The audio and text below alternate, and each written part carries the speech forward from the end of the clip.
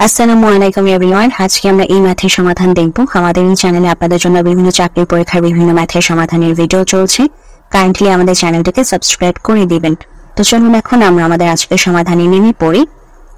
এখানে বলছে যে 8 জন লোক একদিনে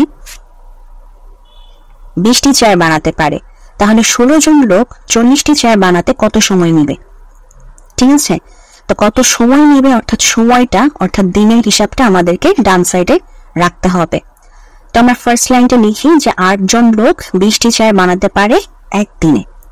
ঠিক আছে, তো 8 জন লোক 20টি চেয়ার বানাতে যদি তার একদিন সময় লাগে, তাহলে একজন লোকের ওই সেম পরিমাণ অর্থাৎ 20টি চেয়ার বানাতে অবশ্যই বেশি দিন লাগবে, তাহলে 1 গুণ 8 হবে। 8 জন লোকের 20টি চেয়ার বানাতে যদি একদিন লাগে, তাহলে একজন লোক যদি ওই 20টি চেয়ার বানাতে যায় অবশ্যই তার বেশি দিন লাগবে, তাহলে 1 গুণ 8। ওই একজন লোক যদি আবার একটি চেয়ার বানাতে চায়, মানে আগে বানাচ্ছিল 20টি চেয়ার, এখন বানাচ্ছে একটি চেয়ার, যদি একটি চেয়ার বানাতে চায় তাহলে অবশ্যই তার কি লাগবে?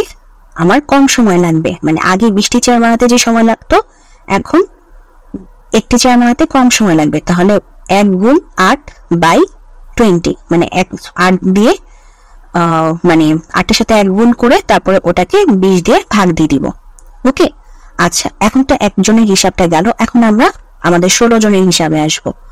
তো একজন লোকের যদি একটি চেয়ার বানাতে আমার যত সময় লাগবে, 16 জন লোকের ওই একটি চেয়ার বানাতে আরো কম সময় লাগবে, তাহলে 16টাও ভাগ আকারে চলে আসলো।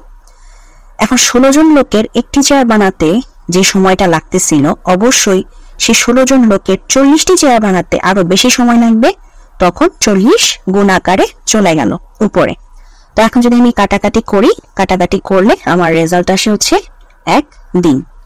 ঠিক আছে, তো এটাই ছিল আমাদের আজকের সমাধান। যদি ভিডিওটি ভালো লাগে অবশ্যই ভিডিওতে লাইক দিবেন, চ্যানেলটিকে সাবস্ক্রাইব করবেন। ভালো থাকবেন।